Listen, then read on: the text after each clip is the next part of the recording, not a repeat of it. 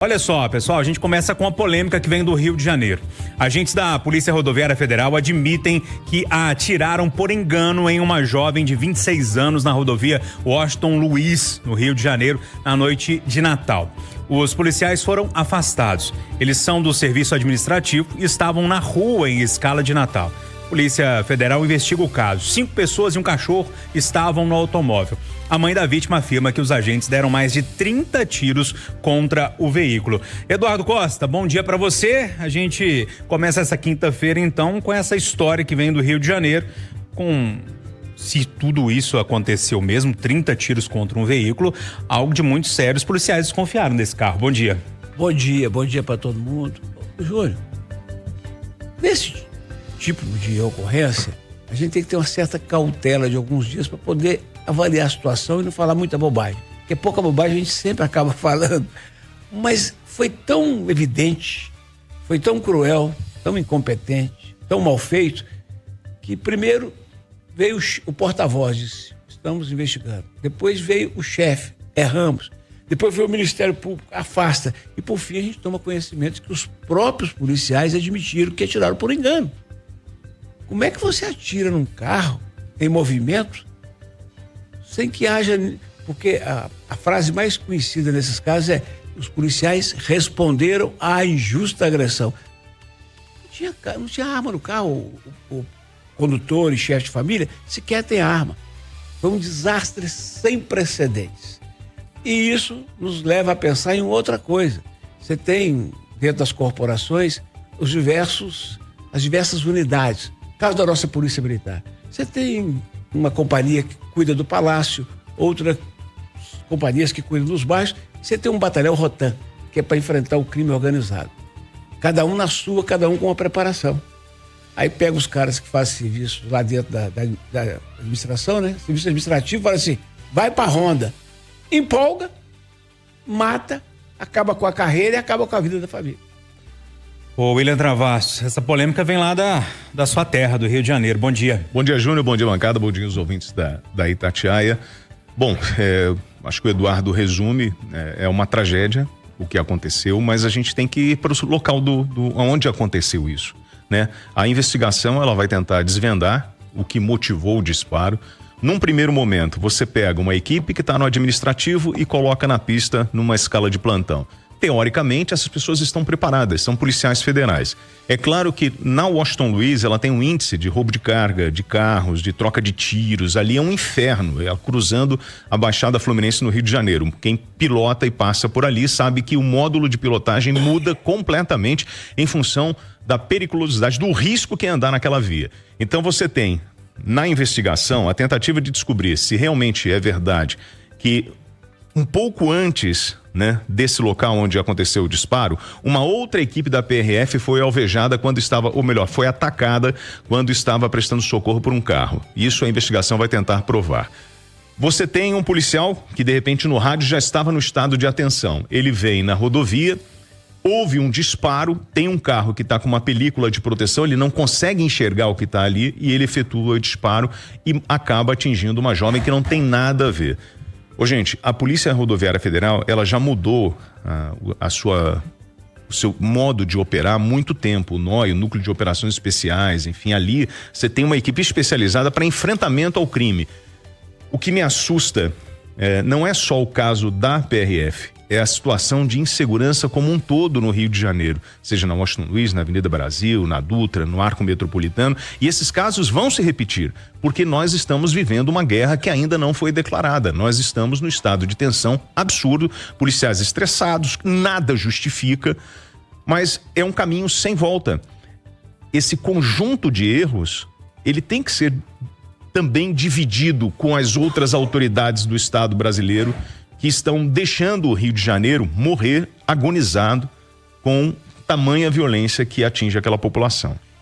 Silvana Lobo, te dando bom dia, querendo saber a sua avaliação aí. Já dá para cravar aqui que foi um erro da polícia?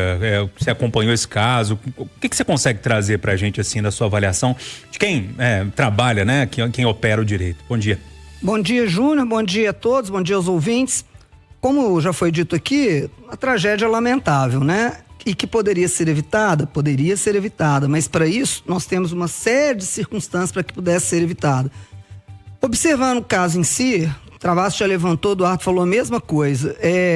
Quando a gente chega nessa época de Natal, precisa de uma operação de Natal, então a turma toda que trabalha no administrativo, ou seja, é aquele policial que fica lá dentro. Então ele fica dentro da Polícia Rodoviária Federal. No escritório. No escritório, ele acompanha computador, ele faz relatórios, ele não é o operacional de rua todo dia. Não significa que ele não tenha treinamento. Possivelmente ele passa pelo treinamento de disparo de arma, ele passa pelo treinamento. Mas você há de convir que o estresse do policial da rua é muito diferente do policial do escritório. Aí você vai falar, do policial da rua é muito maior. Não tenho dúvida. E por isso mesmo ele é mais preparado, porque ele já sabe o que pode vir, o que pode acontecer. O policial do escritório, ele vai se assemelhar muito a gente. Porque o que vai acontecer? Quando ele tá ali, as notícias estão todas, é a região mais perigosa que tem, nós já tivemos colegas que foram abatidos ali, que já morreram, nós temos policiais morrendo no país inteiro sendo abatidos, e aí eles saem, houve um tiro, ou aquele negócio, às vezes o motorista de um carro põe a mão pra frente, um carro todo com película escura, você não vê o que tem lá dentro. Eles mesmos admitiram, nós efetua o disparo para depois perguntar. Isso no direito tem uma explicação chamada legítima defesa putativa. O que é isso? Eu imaginei uma situação que, se fosse verdadeira, me autorizaria a me defender. Então, se dentro daquele veículo estivessem pessoas atirando nos policiais, eles estariam autorizados a atirar. Só que a imaginação deles não se confirmou e acabou tendo um resultado mais grave. Eles atenua de alguma forma? Veja bem, quando a gente faz a defesa, isso é no tribunal do júri, há uma possibilidade, inclusive, de absolvição. Mas eu pergunto para todo mundo, hoje, na situação em que a gente vive, com essa moça que ainda não faleceu, mas é muito difícil, porque o tiro está alojado na cabeça, algum jurado, alguma pessoa do povo, com policiais disparando na cabeça de pessoas inocentes, será que essa tese da legítima defesa putativa seria aceita? É muito difícil que a gente tenha isso hoje, mas há essa possibilidade. É lamentável, né? O ideal é que não existisse essa criminalidade nessa via, que ela já tivesse sido contornada. O ideal é que os militares tivessem, os policiais tivessem, não eram militares, né? Eram policiais rodoviários federais, que eles tivessem condições de ter uma melhor avaliação para isso e um treinamento mais eficaz para que isso pudesse evitar de que acontecesse. Marcelo da Fonseca, vamos arrematar esse assunto, bom dia. Bom dia, Júnior, bom dia, amigos do Conversa, bom dia a todos os ouvintes. Se fosse um caso isolado, Júnior, a gente podia até pensar, olha, acontece de vez em quando, né, uma situação atípica, que eles imaginaram uma situação, só que é recorrente. Isso acontece de forma recorrente. A gente teve há pouco tempo, né, alguns anos, policiais rodoviários federais jogando um gás lacrimogênio em um cara que estava no porta-mala de um carro. O cara morreu asfixiado, gente. Isso é recorrente. O levantamento do Anuário da Violência Pública mostra que de 6 em 6 meses acontece uma morte em atuações desse tipo. Agora, eu fico chocado, né, quando a gente chega a aceitar dessa forma, né, colocar essas coisas como atenuantes. Mas o carro tava com a película escura. Poxa, eu dirijo um carro película escura, acho que todo mundo, né, no Brasil, a maioria das pessoas usam isso filme. Então, assim, não tem nada que justifica. E eu fico mais indignado com essa história toda, quando a Silvânia fala, pode ser usado isso para talvez até absolver. Isso aconteceu na semana passada. Vou ler a notícia aqui da semana passada. Superior Tribunal Militar absolve 8 militares condenados pela morte do músico Evaldo Rosa no Rio em 2019. Eles deram 200 tiros de fuzil no carro desse músico. Passou 5 anos, eles foram absolvidos. Então, o recado que o poder público manda para os policiais na dúvida, atira. Porque lá na frente, daqui a alguns anos, algum tribunal pode te absolver. Eu acho que o caminho para mudar isso é punir de forma bem dura. E aí não é só punir afastando do serviço, não. Porque eles podem ter matado uma jovem de 26 anos, como no caso aqui mataram o músico Evaldo. Eu acho que a punição tem que ser muito mais do que simplesmente afastar, porque, né, claramente os policiais não têm preparo para aquilo. Tem que ter uma punição por uma tentativa de homicídio ou por um homicídio consumado. Você está dizendo que o Estado passa a mão na cabeça de polícia? Pelo amor de Deus, Marcelo. É muito mais fácil você ver o Estado passando a mão na cabeça de vagabundo do que de polícia. Só para você ter uma ideia, tem um relatório. Desde o início de 2023, 100 agentes de segurança pública foram baleados na região metropolitana do Rio de Janeiro. Desse total, 44 morreram, 56 ficaram feridos, segundo o mapeamento feito pelo Instituto Fogo Cruzado. Quando a gente cita um problema, muitas vezes acontece de você apontar outro problema. o Estado passar a mão na cabeça de vagabundo é um problema. Eu acho que a gente tem que endurecer muita lei. Agora, eu tô lendo uma notícia pra você da semana passada de um tribunal que absolveu 8 militares que deram 200 tiros no carro de um inocente, de um músico. Isso não é passar a mão na cabeça? Não, eu acho que você só tá desconsiderando a guerra que a gente tá vivendo, porque assim, você pega um homem, entrega uma máquina de fazer defunto, que é uma arma, e manda ele cuidar de uma sociedade doente. E aí, o resultado é esse que a gente tá vendo. E tá ok? Não tá ok. Não tá ok. Não tá ok. Como que a gente começa a mudar isso? A única coisa que a gente não pode esquecer é que o militar saiu dessa nossa sociedade. Ele não vem de Marte, não. Só que alguns então ele faz parte da gente. A gente tem medo, quem tem medo, eles também têm. Do eles mesmo têm família, jeito, eles têm mãe. Tem que com vagabundo e punir de forma exemplar. Quando tem algum tipo de abuso e algum tipo de... Gente, foram 30 tiros nesse carro. Não um tiro, né? Aconteceu, ouvi um barulho, deu um tiro pra alertar o condutor, pra fazer o carro parar. É 30 tiros. É pra matar mesmo. Então, assim, tem que realmente ter algum tipo de punição. Não dá pra gente aceitar esse discurso do a sociedade é violenta e vamos viver assim. Já que vocês foram pra esse caminho de debate aí, tem um decreto federal que regula o uso da força policial aqui no Brasil. Ele foi bem recebido por alguns governadores, também integrantes da oposição no Congresso Nacional, principalmente, lógico, pela bancada da bala, né? Os deputados se organizam, inclusive, para adotar medidas visando a revogação desse texto. Na prática, Eduardo, e aí eu tô resumindo, né? O texto restringe o uso de armas letais por parte dos policiais. É a solução? Eu tô colocando em sequência do nosso debate. Ô, Júnior, a famosa frase, diga-me com quem tu andas, eu direi quem tu é. O Lula criou um monte de ministério, mas tem um monte de gente inapropriada no entorno dele, por isso que ele tá querendo saber por que não tá comunicando, por que é isso. É porque o senhor botou Renan Filho no ministério, botou um outro lá do norte, que é envolvido num monte de encrenca nas comunicações, Juscelino, né? Juscelino Filho. Juscelino. E o senhor me bota Lewandowski na justiça. Eu imagino que isso é coisa que o Lewandowski levou pro senhor, porque ele é teórico. Aliás, só chegou ao ministério porque era amigo de Dona Marisa, sua ex-esposa. Na atuação dele lá no Supremo, não deixou saudade nenhuma. E agora, provavelmente induzido por ele, o senhor me sai com um decreto que, primeiro, não tem novidade nenhuma. Tem um decreto muito parecido de 2010. Mas todo o arcabouço legal do país, tudo que rege as normas de corredoria, já tem tudo que o senhor falou. O senhor está falando que o policial não pode atirar à toa, e quem falou que podia e que pode? Quer dizer, bola fora gratuita. Outro dia eu elogiei o presidente da República que chamou os governadores para conversar. Falei, isso é atitude, eu gosto disso. Ele chamou os governadores, tomou uma bronca do Caiado, ficou sem resposta e não saiu nada de novo depois do encontro. Então, presidente, primeiro o senhor está atuando nas consequências, tem que atuar na causa da violência, que deixa todo mundo seguro. Segundo, salvo engano, gente, em São Paulo, neste ano, em confronto com a polícia, morreram 48 pessoas. São mortes tristes, graves, que têm que ser apuradas e os policiais têm que ser punidos. Isso é uma coisa.